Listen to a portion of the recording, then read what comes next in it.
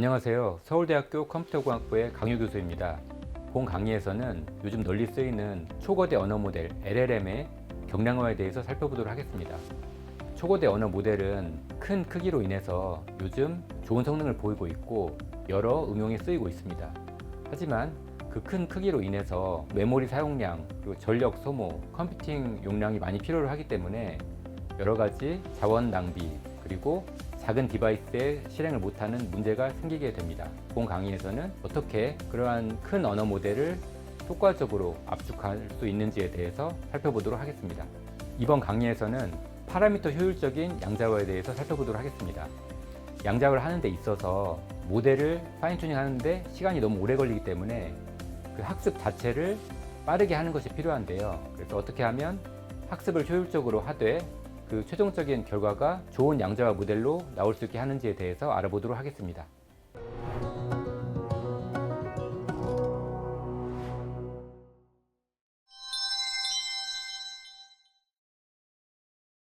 이번 시간에는 파라미터 효율적인 양자화 방법에 대해서 알아보도록 하겠습니다.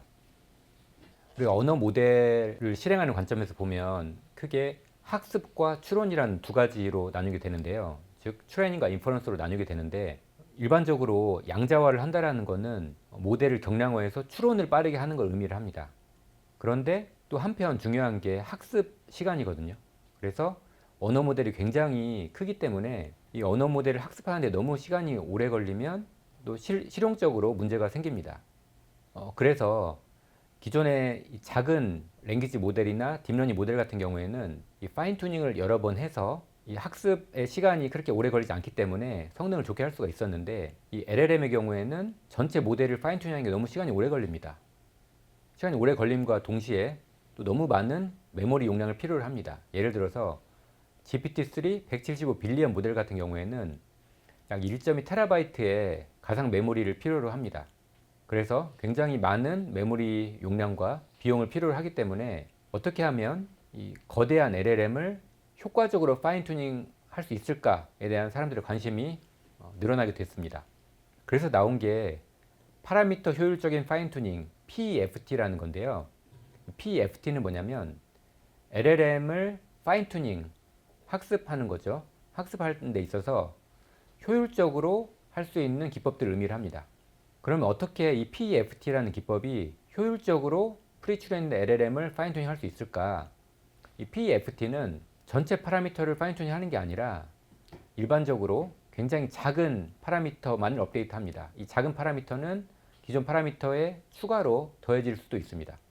그래서 그 LLM의 방대한 전체 파라미터를 파인 튜닝 하는 게 아니라 굉장히 작은 모델 파라미터만 학습을 하기 때문에 이 PEFT는 굉장히 효율적이고요. 그리고 또 굉장히 복잡한 알고리즘도 적용할 수 있도록 합니다. 그래서 이 PEFT에서 가장 대표적으로 알려진 로라라는 기법에 대해 좀 살펴볼 텐데요.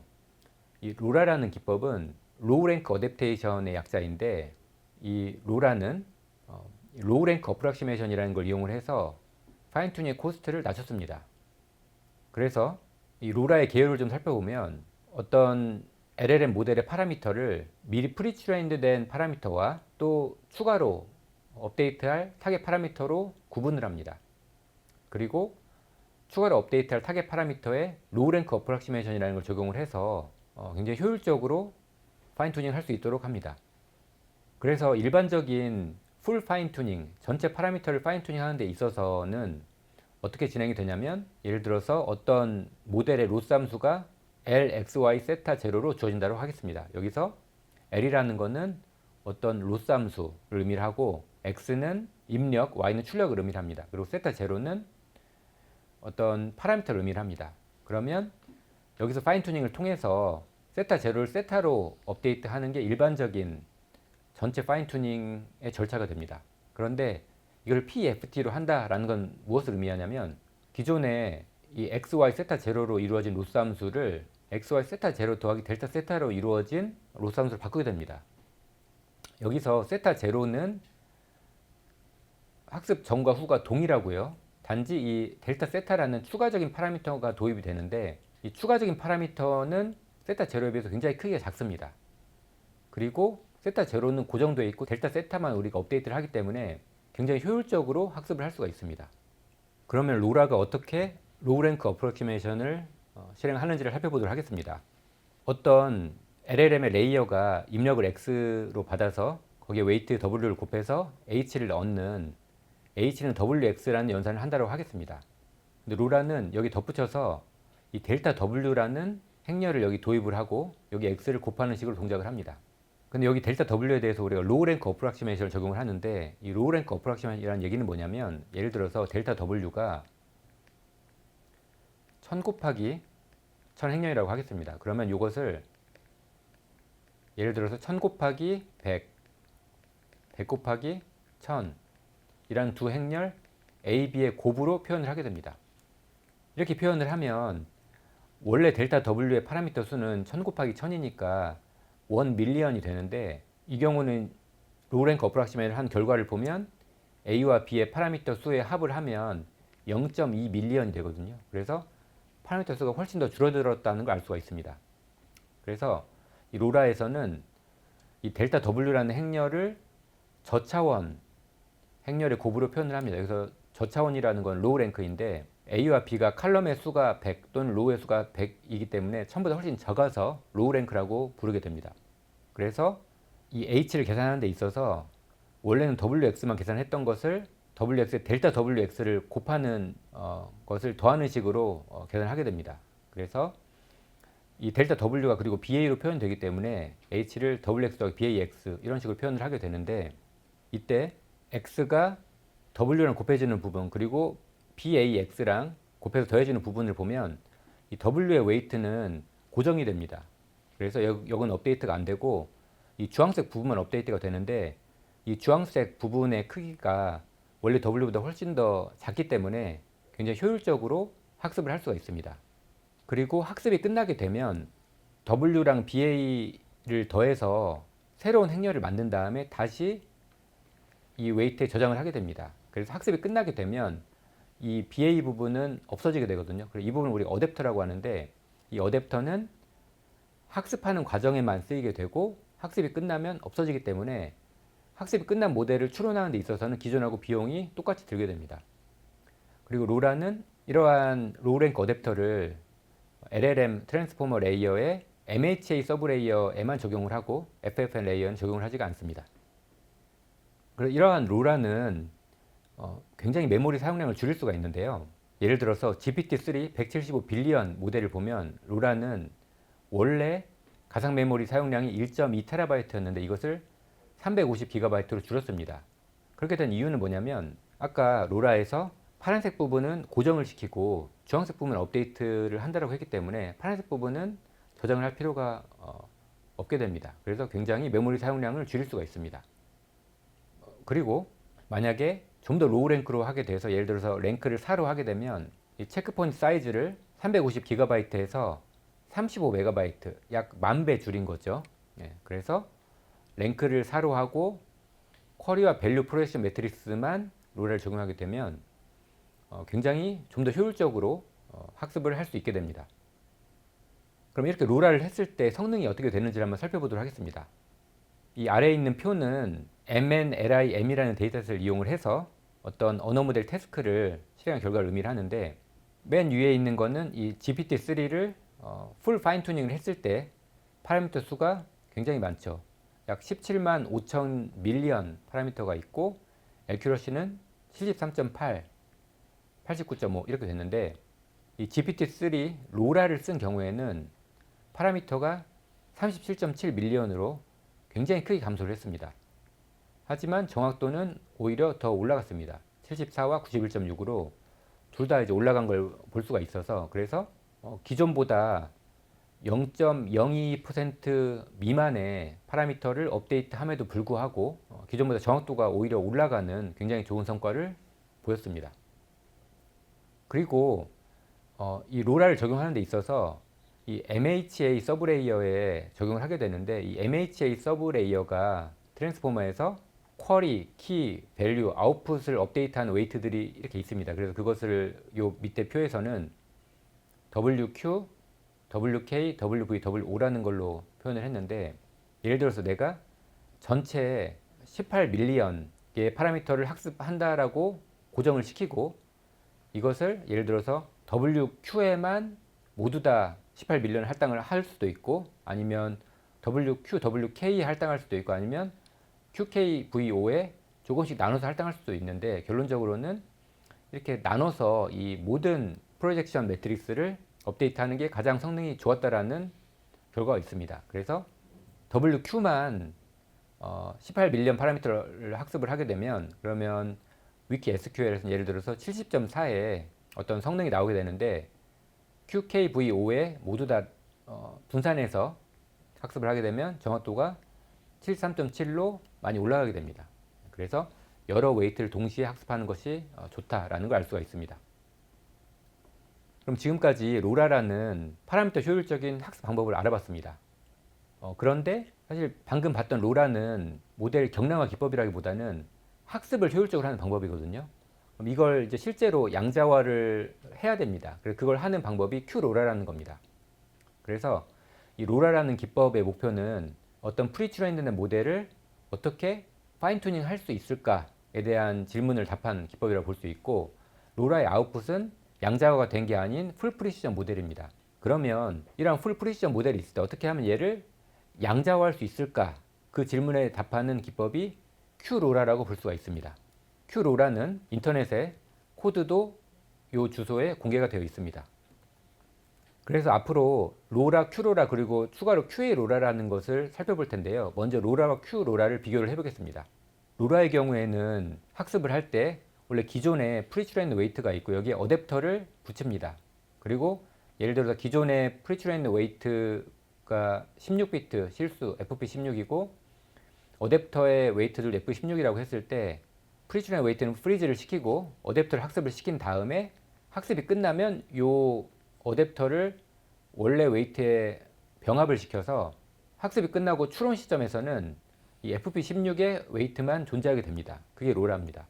그럼 Q로라는 뭐가 다르냐? Q로라는 원래 웨이트를 좀 이따 살펴보겠지만 4비트로 양자화를 합니다. 4비트로 양자화를 해서 이게 이제 퀀타이저가 된 거죠. 여기에 추가로 어댑터를 붙입니다.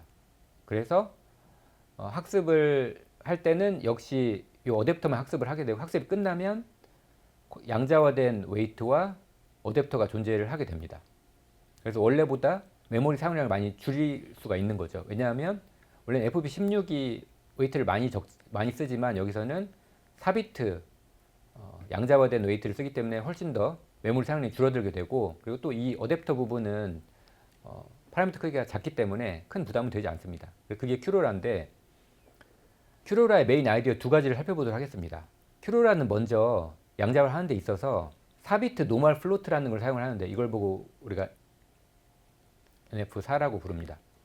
그럼 이 NF4의 메인 아이디어는 뭐냐? 우리가 아까 봤던 유니폼 퀀타이제이션에서는 어떻게 했냐면 예를 들어서 어떤 실수 웨이트가 있으면 요 값을 예를 들어서 4비트라고 하면 뭐 0에서 0, 1, 2 해서 15까지의 균등 구간으로 매핑을 합니다. 예를 들어서 원래 값이 예를 들어서 뭐 마이너스 3에서 3이었다라고 하면 마이너스 3을 0으로 3을 15로 이 중간에 있는 값은 적절하게 비례해서 이런 식으로 균일하게 매핑하는 게 일반적인 유니폼 퀀타이제이션이었습니다.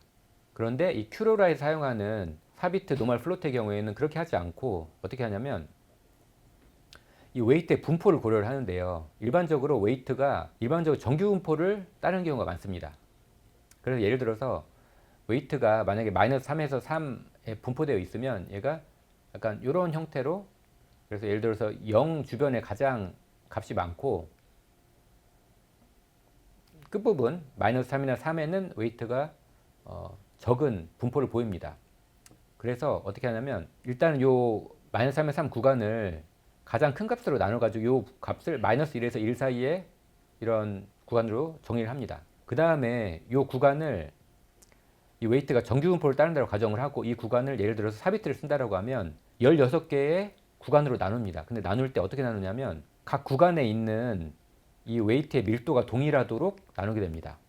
정규 분포는 이 0 주변에 굉장히 큰 확률이 존재하기 때문에 여기는 약간 일종의 작은 폭을 줘서 이 넓이를 계산하게 되고 끝부분에서는 넓은 폭을 주게 됩니다.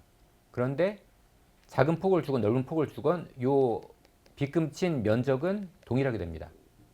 그래서 확률 값이 큰 0 주변에서는 굉장히 밀집돼서 구간이 존재하게 되고 확률 값이 작은 끝부분에서는 굉장히 넓게 존재하게 됩니다. 그래서 요 전체 마이너스 1에서 1 사이의 구간을 16개의 균일한 구간으로 나눈 다음에 각 구간의 중간값을 우리가 양자화된 값으로 사용을 합니다. 그런데 이 구간 자체가 0 주변에서는 굉장히 좁게 구분이 됐기 때문에 예를 들어서 0보다 큰 첫 번째 이 구간에서의 값은 예를 들어서 뭐 한 0.05, 두 번째 값은 뭐 0.25 이렇게 될 수가 있는데 마지막 두 개의 값은 예를 들어서 뭐 0.6, 0.8 이런 식으로 해서 요 양자화된 값 간의 간격이 균일하지 않습니다. 아까 유니폼 퀀타이제이션에서는 균일했었는데 여기서는 균일하지 않습니다. 그래서 이런 방식으로 양자화를 하고 그리고 또 아까와 다른 점이 코드북이라는 걸 사용을 하는데 그래서 예를 들어서 지금 이 값이 총 4비트이기 때문에 이 값을 0, 1, 2, 3 해서 15까지로 매핑을 하게 되는데 예를 들어서 0에 해당되는 값은 이 실수값이다. 15에 해당되는 값은 예를 들어 0.8이다. 14는 0.6이다. 이런 매핑을 저장해 놓은 일종의 딕셔너리 같은 코드북이라는 걸 이용을 해서 각각의 양자화된 숫자를 실수로 매핑을 하는 방법을 택합니다. 이렇게 해서 만약에 좀 더 밀집돼서 나타나는 구간은 잘게 쪼개고 잘 안 나타나는 구간은 넓게 쪼개는 방식으로 그 웨이트 분포를 고려한 4비트 노멀 플로트라는 방식을 사용을 했습니다. 이제 큐로라의 두 번째 아이디어는 더블 퀀타이제이션이라는 건데 이거는 아까 그 웨이트를 양자화하는 데 있어서 좀 더 메모리 사용량을 줄이고자 하는 노력이라고 볼 수 있는데요.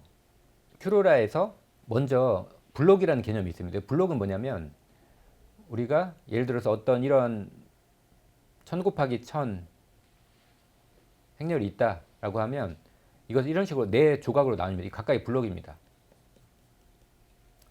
그래서 예를 들어서 각각의 블럭에 64개의 파라미터가 있다라고 하면 이 블럭의 전체 값에 스케일링 팩터로 얘를 나눠줘 가지고 이 값을 마이너스 1에서 1 사이의 값으로 만들게 됩니다. 그래서 각 블럭마다 하나의 스케일링 팩터가 필요하게 됩니다. 그걸 이제 여기서는 웨이트 스케일이라고 불렀는데요. 이 경우에 만약에 이 전체 웨이트 매트릭스를 4개의 블럭으로 나눈다고 하면 각 블럭별로 웨이트 스케일이 4개가 필요하게 됩니다. 근데 이 웨이트 스케일은 32비트이기 때문에 이런 식으로 32비트 4개가 존재하게 되고 이 각각은 4비트로 존재하게 되죠. 그러면 이 경우에 사실 이런 스케일 파라미터를 저장하는 오버헤드가 들잖아요. 그럼 그 오버헤드가 얼마인가를 한번 생각을 해보면 이거는 64개의 파라미터마다 이 32비트가 할당이 되기 때문에 각 파라미터당 오버헤드는 32 나누기 64에서 0.5비트가 됩니다. 그런데 이 더블 퀀타이제이션은 뭐냐면 어떻게 하면 이 파라미터당 오버헤드를 더 줄일 수 있을까 합니다. 이렇게 해서 좀 더 효율적으로 메모리를 쓰려고 하는 건데요. 이걸 어떻게 하냐면 이 예제에서 보면 이 FP32, 32비트 스케일 팩터가 4개가 있는데 이것을 한 번 더 압축을 하는 겁니다. 어떻게 압축하냐면 다시 한번 요 퀀타이제이션을 하는 건데 그래서 사실 원래 요 16비트 또는 32비트 실수가 4비트 양자화 플러스 스케일 팩터로 나눈 것처럼 이 스케일 팩터 4개를 예를 들어서 다시 한번 양자화를 하는 겁니다. 어떻게 양자화를 하냐면 예를 들어 이 예제에서는 FP32 4개가 있는데 각각 FP32를 FP8비트로 바꾸고요. 예를 들어서 스케일 팩터 하나 도입을 합니다. 이렇게 하면 그러면 장점이 뭐냐라고 하면 원래는 스케일 팩터를 저장하는데 32 곱하기 4, 즉 128비트가 필요했는데 우측에서는 8비트가 4개가 있고 32비트 하나 있으니까 64비트가 필요해서 필요한 비트 수를 줄이게 됐고 원래 파라미터당 오버헤드는 어떻게 계산할 수가 있냐면 예를 들어서 각각의 블락마다 8비트가 필요하니까 8 나누기 64를 할 수가 있고요. 왜냐하면 이 예제에서는 지금 각 블락마다 64개의 파라미터가 있으니까 그리고 이 예제에서는 이 모든 4개의 블락 통틀어서 이 32비트 하나가 있기 때문에 이 32비트를 64 곱하기 256을 나누면 여기서 256이라는 건 뭐냐면 여기서는 4개지만 실제로는 256개의 스케일을 한 번에 퀀타이즈를 하기 때문에 이런 식으로 계산을 하게 되면 0.127비트가 나와서 그래서 오버헤드를 크게 줄일 수가 있습니다. 그래서 이런 식으로 양자화를 하고 웨이트를 어댑트 하는 게 이제 큐로라가 됩니다. 근데 이제 큐로라가 로라에 비하면 웨이트를 양자화했다라는 장점은 있는데 단점도 있습니다. 이 큐로라는 양자화된 부분이 있고 양자화가 안 된 어댑터 부분이 그대로 남아있기 때문에 이걸 나중에 실행을 할 때는 그 양자화된 부분을 디콘타이즈를 해야 된다는 단점이 있거든요. 그래서 그것을 개선한 게 QA 로라라고 볼 수가 있습니다. QA 로라는 이 큐로라랑 비슷한 걸 하되 좀 더 추론 시점에서도 인퍼런스 시점에서도 이걸 어떻게 하면 빠르게 할 수 있을까, 그 문제를 해결한 기법이라고 볼 수가 있겠습니다. 그래서 큐로라와 QA 로라를 비교를 해보면 큐로라와 QA 로라 인풋은 똑같습니다. 어떤 풀 프리시전 모델이 주어지고 콘텐츠 비트가 주어지는데 큐로라의 경우에는 큐로라를 실행하게 되면 B비트로 압축한 모델과 추가로 어댑터가 풀 프리시전을 붙게 됩니다. QA 로라는 실행이 끝나면 오직 양자화된 모델만 남고 어댑터는 존재하지 않게 되는 장점이 있습니다. 그래서 이걸 이제 그림으로 설명할 수가 있는데, 아까 큐로라의 경우에는 학습하는 동안에 이 웨이트를 예를 들어 16비트에서 4비트로 업데이트를 퀀타이즈를 하고 그 다음에 이 어댑터를 업데이트를 합니다. 근데 학습이 끝나면 이 어댑터 그대로 남아 있습니다. 그래서 추론 시점에서는 내가 어떤 계산을 하려고 하면 이게 예를 들어 X라고 하면 이게 W 그리고 이게 뭐 AB라고 하면 이 X에다가 W를 곱해야 되지만 X에 또 AB도 곱해야 되기 때문에 이 W 얘를 디콘타이즈 역양자화를 해야 됩니다. 그런데 QA 로라에서는 어떻게 했냐면 학습은 비슷하게 하되 이 학습이 끝나면 얘를 여기에 병합을 시킵니다. 병합을 시켜서 추론 시점에서는 이 양자화된 값만 남아있도록 해서 좀 더 효율적으로 계산할 수 있도록 합니다. 아까 그 액티베이션 퀀타이제이션을 얘기를 했었는데 웨이트가 양자화되고 액티베이션도 양자화가 되면 좀 더 효율적으로 계산이 가능합니다. 그럼 QA로라에서 어떻게 이렇게 학습이 끝난 웨이트를 요 양자화된 웨이트로 병합할 수 있는가, 그거에 대해 한번 알아보도록 하겠습니다. 기본적으로 QA로라도 Q로라처럼 비슷하게 먼저 학습을 합니다. 그래서 여기서 원래 풀 프리시전 웨이트를 각각의 웨이트는 4비트로 업데이트를 하고 그 다음에 프리즈를 시키고 이 부분 어댑터 부분을 업데이트를 먼저 합니다. 업데이트 끝나면 얘를 병합을 해야 되는데요. 예를 들어서 이 왼쪽이 원래 그 웨이트라고 하겠습니다. 그리고 이 웨이트가 이 예제에서는 이렇게 8개의 그룹으로 나눠 있다고 하겠습니다. 그 말은 뭐냐면 여기서는 지금 유니폼 퀀타이제이션과 RTN을 쓰게 되는데 이 각각의 그룹은 별도의 스케일링 팩터랑 제로 포인트를 가지고 있습니다. 그래서 이 각 그룹별로 스케일링 팩터랑 제로 포인트를 가지고 양자를 하게 되는데 이 QA로라의 학습을 하면 단순히 W만 있는 게 아니라 여기 어댑터가 존재하게 되는 거예요. 그래서 이렇게 BA 행렬이 원래는 더해지게 됩니다. 그런데 이제 QA로라의 메인 포인트는 뭐냐면 이 각각의 그룹이 있는데 이 그룹별로 별도의 하나의 로라 웨이트가 주어지도록 이 파라미터 쉐어링을 하는 건데요. 예를 들어서 이게 BA 행렬이 있을 때 예를 들어서 B 행렬을 보면 요 처음 요 두 개의 값을 갖게 하고 요 두 개 갖게 하고 갖게 한다고 가정을 해보겠습니다. 그 말은 뭐냐면 예를 들어 요 예제에서는 파라미터가 4 곱하기 2 8개가 있지만 실질적으로는 2 곱하기 4개만 존재하고 이 값들을 복제를 해가지고 또는 파라미터 쉐어링을 해가지고 4개를 8개로 뻥튀기를 하는 겁니다. 그래서 이런 식으로 요 B 행렬의 파라미터들이 공유되어 있다라고 하면 그러면 어떻게 되냐면 이 BA를 계산을 했을 때 이 녹색 부분을 계산을 하게 되면 결국 요즘 4 곱하기 4 행렬이 나오는데 결과적으로 이 4 곱하기 4 행렬의 각 그룹에 해당하는 값이 동일하게 됩니다. 예를 들어 첫 번째 그룹에 이 두 값이 동일하고요. 두 번째 그룹의 두 값이 이런 식으로 동일한 값이 됩니다. 그러면 예를 들어서 이 첫 번째 그룹의 경우에는 이 값을 예를 들어서 Z2라고 하고 원래 이 첫 번째 그룹의 스케일링 팩터가 S1, Z1이라고 하면 원래 이 양자화된 값이 있는데요. 그래서 이 양자화된 값을 QR이라고 하면 이 QR이 원래 이제 스케일링 팩터가 있고 제로 포인트가 있습니다. 그러면 실질적으로 얘를 이제 역양자화할 때 QR을 원래 R로 돌릴 때는 다시 이제 스케일링 팩터를 곱하고 제로 포인트를 더해주는데 이 제로 포인트 Z1에다가 이 Z2를 더해가지고 저장합니다. 그래서 원래는 제로 포인트가 Z1이었는데 Z1을 Z1 더하기 Z2로 업데이트를 하게 됩니다. 그러면 실질적으로 요 어댑터를 없애고 요 제로 포인트를 Z1 더하기 Z2로 업데이트를 할 수가 있고, 이렇게 되면 원래 하던 연산과 정확히 동일한 연산을 하게 되는데 어댑터가 이 제로 포인트로 병합이 됐기 때문에 오직 요 웨이트만 남겨놓고 계산할 수가 있게 됩니다. 그래서 이 QA-RO라는 학습하는 과정에서도 PEFT를 이용을 해서 효율적으로 학습을 하지만 학습이 끝나고도 그 웨이트를 양자화된 형태로 저장을 함으로써 추론도 빠르게 할 수 있도록 하는 기법이라고 볼 수 있겠습니다. 그래서 QA-RO라의 코드는 오픈소스로 여기 공개가 되어 있습니다. 네, 그래서 지금까지 이 LLM 경량화에 대해서 살펴봤는데요. 요약을 하자면 이 LLM 경량화는 대용량 언어 모델을 빠르고 메모리 효율적이고 에너지 효율적으로 변환하되 정확도를 떨어뜨리지 않도록 하는 기법을 의미합니다. 이 LLM 압축 기법 중에 여러 가지 기법이 존재하고 그 중에서 가장 일반적으로 효과적인 것은 양자화 기법이라고 볼 수 있습니다. 물론 양자화와 프루닝이나 디스틸레이션을 같이 적용할 수도 있습니다. 그리고 양자화 기법 중에서 PTQ와 QAT라는 대표적인 기법이 있는데 이 PTQ와 QAT는 정확도와 효율성 면에서 장단점이 존재합니다. 그래서 PTQ는 훨씬 더 빠르지만 정확도가 약간 떨어지고 QAT는 정확하지만 속도가 좀 느립니다.